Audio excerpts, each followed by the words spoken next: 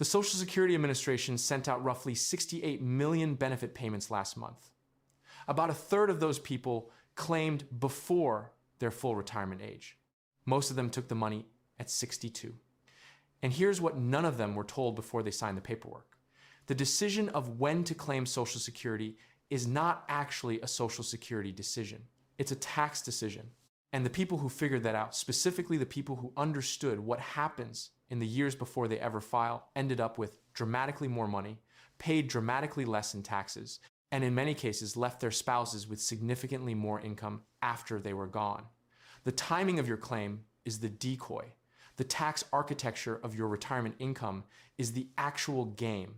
And I'm going to walk you through exactly how it works with real numbers so you can see why most people leave somewhere between $100,000 and $200,000 on the table without ever knowing they dropped it. Here's what this video actually is. It is not a debate about 62 versus 70.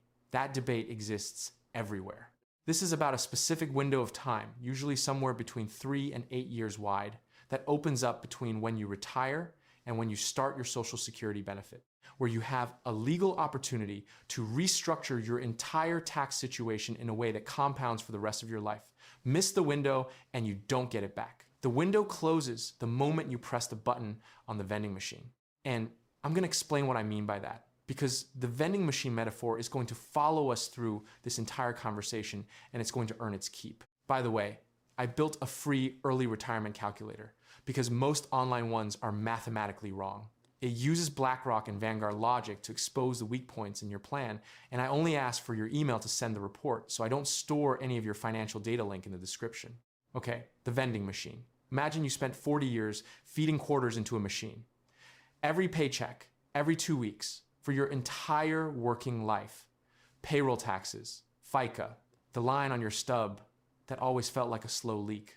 Now you're 62, you're standing in front of this machine, you're hungry, and the machine says, press the button now and get 70% of what you paid for.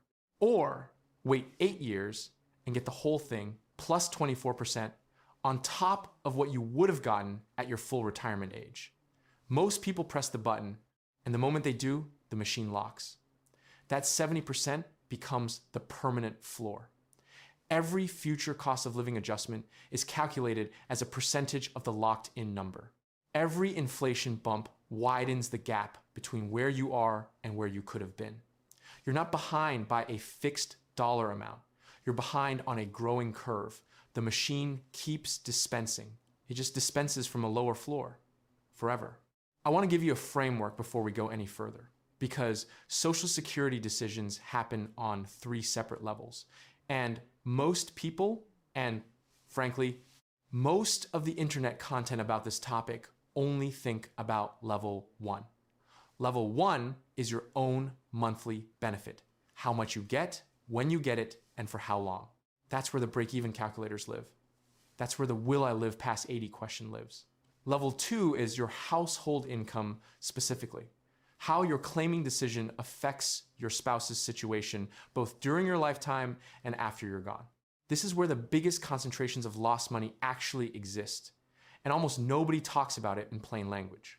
Level 3 is your tax architecture, the interaction between Social Security income, IRA withdrawals, capital gains, and Medicare premiums in a system that punishes income stacking in ways most people don't discover until they're already locked in. The people who get retirement right operate on all 3 levels at once. The people who get hurt were only ever thinking about level 1. I want to start with level 2 because it's the second most powerful thing in this video. And in a few minutes, I'm going to show you the level 3 play that I think is actually the most underrated financial move in American retirement. But first, here's why level 2 ruins more retirements than almost any other single decision point. There's a story that circulates in financial planning circles about a retired civil engineer named Frank. Frank spent about 6 months, meticulous guy, ran his own spreadsheet doing break-even analysis on Social Security. He'd factored in his family history, his health situation, his general sense of things. His father had died at 74, his grandfather at 71. He concluded his break-even was somewhere around age 80, and that waiting felt statistically risky. So he claimed at 62. $1,940 a month felt like a win. Frank was the higher earner in his household. His wife Carol had worked part-time through most of their marriage, raising their kids, and her own Social Security benefit was around $700 a month. Frank figured they'd be fine. He hadn't, however, run the numbers on what Carol would receive if he died first. He just hadn't thought about it. Frank passed away at 78, Carol was 75. She lost her own benefit, stepped into Frank's survivor benefit, and spent the remaining years of her retirement on the amount Frank had locked in 16 years earlier, $1,940 a month. Not the full benefit he would have received at full retirement age. Not the maximum he'd have received at 70, the 62 amount. Locked in by a decision her husband made when she was barely in her early 60s, and Medicare felt like a distant abstraction. The survivor benefit is one of the most consequential numbers in retirement planning. It is also one of the most consistently miscalculated because most people treat Social Security as a personal finance decision when it is structurally a household finance decision with a potential 20-year tail. Here's the mechanic in plain language. If you die before your spouse, your surviving spouse can step into your benefit level, but only what you were actually receiving at the time of your death. If you delayed to 70 and locked in the maximum, they receive the maximum for the rest of their life. If you claimed at 62 at a permanent 30% reduction, they receive the 30% reduced amount. That's the number they manage healthcare costs on. That's the number they pay rent or property taxes on for potentially 2 decades. The average American woman aged 65 today is projected to live to approximately 87. The average man to about 83. That's a 4-year gap. And because men tend to be the higher earners in many households, and therefore tend to hold the more consequential claiming decision, the math here is pointed in a very specific direction. The lower earning spouse, who is statistically more likely to outlive the higher earner, often spends the longest and most expensive stretch of her retirement on whatever number her husband decided to lock in at 62. She's managing inflation, managing healthcare, managing the psychological reality of solo retirement on a structurally reduced income that was set by a decision made over a decade before she needed it most. That's not a hypothetical. That's the lived situation of millions of people right now. Here's the number that really lands. If you're the higher earner and you delay from 62 to 70, your monthly benefit increases by approximately 76% compared to the 62 amount. That same percentage advantage applies directly to the survivor benefit your spouse receives after you're gone. On a base benefit of $2,000 at 62. That's a difference between $2,000 and $3,520 per month for your surviving spouse. Over 10 years of survival. At today's dollars, without any cost of living adjustments at all, that's a gap of $182,400. With cost of living adjustments, which are percentage-based and therefore compounding wider over time, the true gap is larger still. You think the problem is whether you'll live long enough to personally break even on delayed claiming.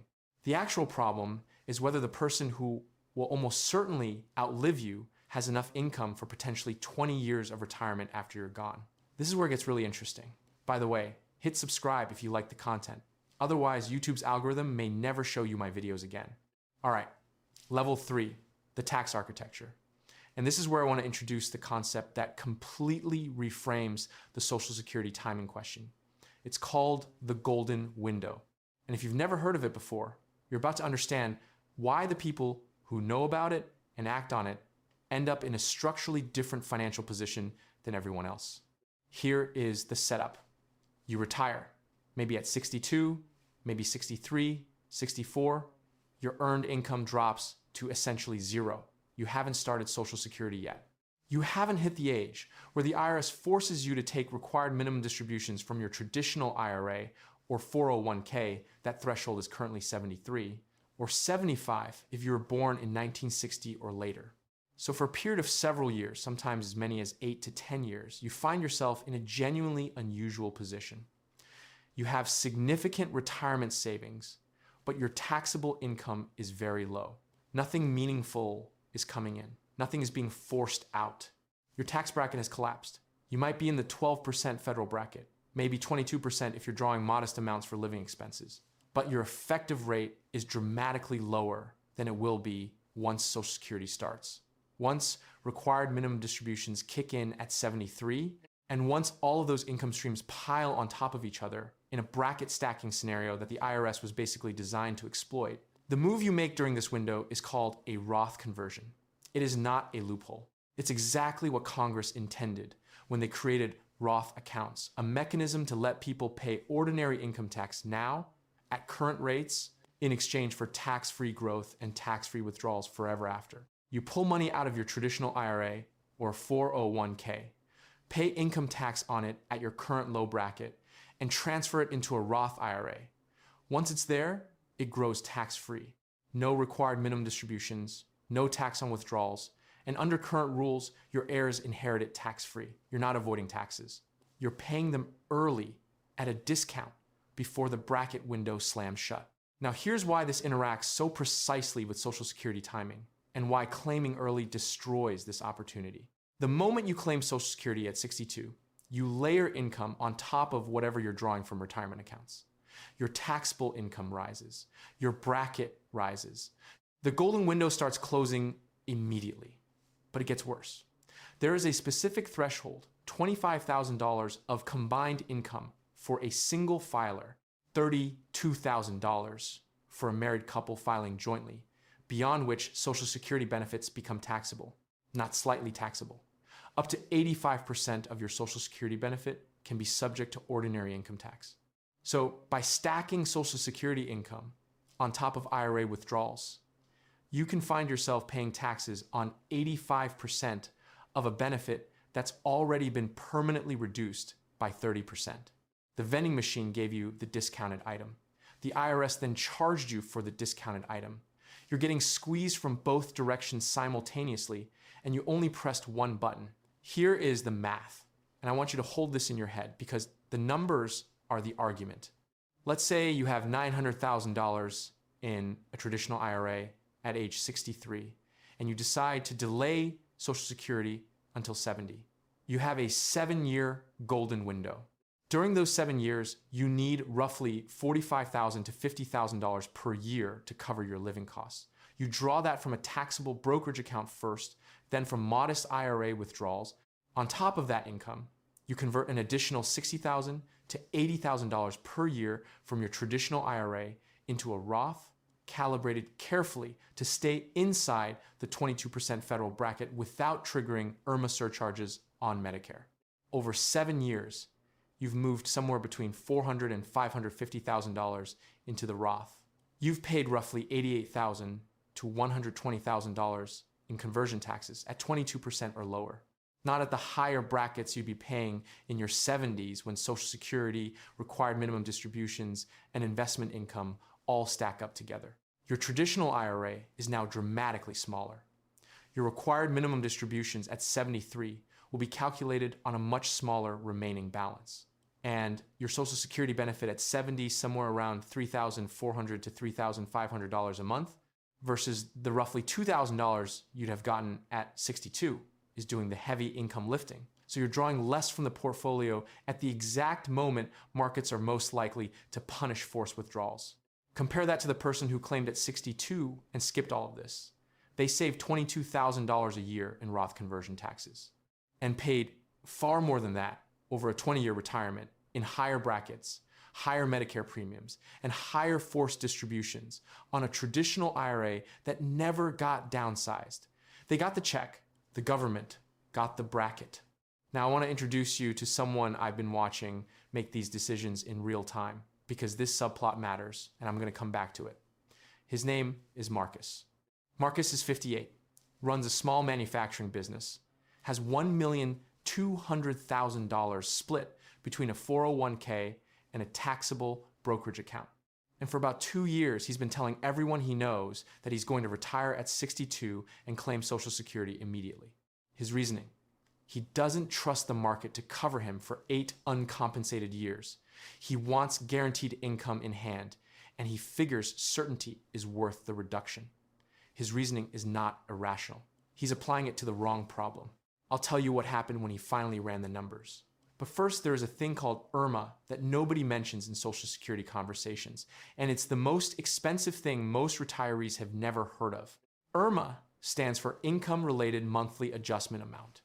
It is Medicare's mechanism for charging higher income retirees more for their Part B and Part D premiums. In 2026, if your income in 2024 exceeded approximately $106,000 as a single filer or $212,000 for married filing jointly, you're paying surcharges. The income figure Medicare uses for this calculation includes Social Security benefits, IRA withdrawals, capital gains, rental income, and most other income sources. And here is the wrinkle that really matters. Medicare uses a 2-year look back. The income you report on your taxes in 2024 determines your premiums in 2026. The decisions you make today show up on your Medicare bill in 2 years. Many people have no idea this connection exists until the bill arrives. The annual surcharge can add $2,000 to $4,000 or more per person per year, depending on where your income lands. For a married couple, you can double that. And because the Medicare premium notice arrives as a line item on a statement and not as a letter explaining which income decision triggered it 3 years ago, most people never connect the surcharge to the Social Security timing choice that caused it. The vending machine gave you less. The IRS taxed it. And Medicare sent a separate invoice that is 3 independent financial hits from one button press. I had a conversation once with an accountant, genuinely sharp guy, not someone who gets rattled easily. And he was reviewing a situation where a client had claimed at 62 was drawing IRA distributions on top of Social Security, had inadvertently crossed an IRMAA bracket on Medicare, and was being taxed on 85% of their Social Security benefit. He stared at the screen for a long time and then said, very quietly, they paid taxes on money they didn't need yet, to receive a smaller benefit they didn't need yet, so they could pay higher Medicare premiums they could have avoided. That's 3 bills for one decision. Then he closed the laptop. That's the system. I'm not angry about it. I find it somewhat impressive, architecturally speaking. It takes real craftsmanship to build a decision framework where the default, most instinctive choice is also the most expensive one. Speaking of most instinctive choices, here's a pattern interrupt before we go further. The Social Security Administration sent you a letter on your 62nd birthday, or close to it, letting you know you're now eligible. It lists your benefit amount at 62. It does not list your benefit at 67 or 70 in the same prominent position. It does not include a column for your spouse's survivor benefit under various claiming scenarios. It does not mention the Roth conversion window you're about to enter. All of that information exists. It's just not in the letter. The letter is about what you're eligible for. It is not optimized for what you should do. Now, let me give you a concrete scenario with real numbers, because abstract strategy only goes so far. Imagine a married couple. Call them Ray and Diane. Ray is 62, Diane is 60. Ray was the higher earner through their careers. His full retirement age benefit, what he'd receive at 67, is $2,800 per month. If he claims at 62, that 30% permanent reduction brings him to $1,960 a month. If he waits until 70, his benefit grows by 24% beyond the full retirement age amount, landing at approximately $3,472 per month. Ray and Diane have $900,000 in Ray's traditional IRA and $150,000 in a taxable brokerage account. Diane has her own smaller benefit, $900 a month, at her full retirement age. In the first scenario, Ray claims at 62. His benefit is $1,960. Diane claims at 67, gets $900. Combined household Social Security, $2,860 per month. Meanwhile, they're pulling from the IRA to supplement their lifestyle, their income stacks. 85% of their Social Security becomes taxable. They're in the 22% bracket for most years, sometimes brushing the 24% bracket during years with higher withdrawals. Required minimum distributions arrive at 73 on a still large traditional IRA, forcing taxable income even higher. They have no Roth cushion, no tax-free bucket, just a large traditional account getting taxed at an increasingly unfavorable rate as they get older. And when Ray dies at 78, which is close to the statistical average, Diane, who is 76 and may reasonably live another 12 or 15 years, steps into his survivor benefit, $1,960 per month. Her own $900 benefit disappears. She's managing the rest of her retirement on the number Ray locked in 16 years earlier. In the second scenario, Ray retires at 62 but does not claim Social Security. He and Diane live off the taxable brokerage account and calibrated IRA withdrawals carefully sized to stay in the 12 and 22% brackets. During those 7 years, Ray simultaneously executes Roth conversions of between $60,000 and $80,000 annually.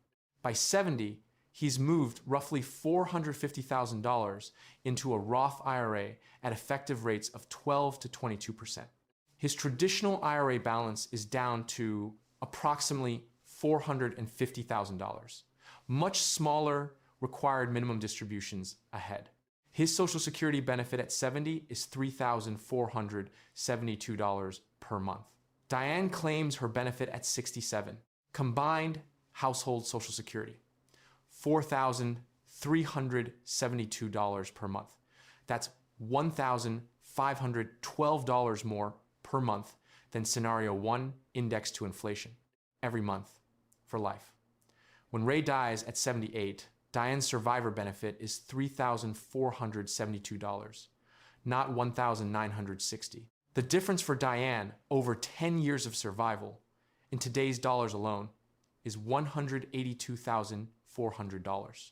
And because the couple spent the golden window building a Roth portfolio, Diane also has tax-free withdrawals available for healthcare, travel, or whatever else she needs, without pushing herself into a higher bracket or triggering Medicare surcharges on her own premiums. The whole system is cleaner, lower tax drag, lower Medicare exposure, more flexibility, more money. 2 scenarios. Same starting portfolio, same person, same age, same health assumptions. The only variable is when Ray pressed the button, and the difference when you account for taxes, survivor benefits, required minimum distributions, and Medicare can easily exceed $200,000 over a 20-year retirement window. That's not a rounding error. That's a second car. That's a decade of travel. That's the margin between financial security and financial anxiety for a surviving spouse. Back to Marcus. Marcus ran scenario 2 last spring. He didn't do it because anyone told him to. His neighbor, a retired accountant named Phil, who'd done the golden window play during his own retirement, showed him 7 years of tax returns, clean brackets, minimal Medicare surcharges, a Roth account with $400,000 growing tax-free, Social Security at 70, paying him roughly $3,200 a month. Phil's situation wasn't fancy. It wasn't complicated. It was just sequenced correctly. Marcus looked at the numbers and said, "This is legal. It is legal. It's in the tax code. It's in the Social Security rulebook. It's in the Medicare premium calculation guidelines. It's not a scheme. It's a map that exists in the public record and that almost nobody reads until it's too late to use." Marcus is now planning to retire at 62, but delay Social Security to 68.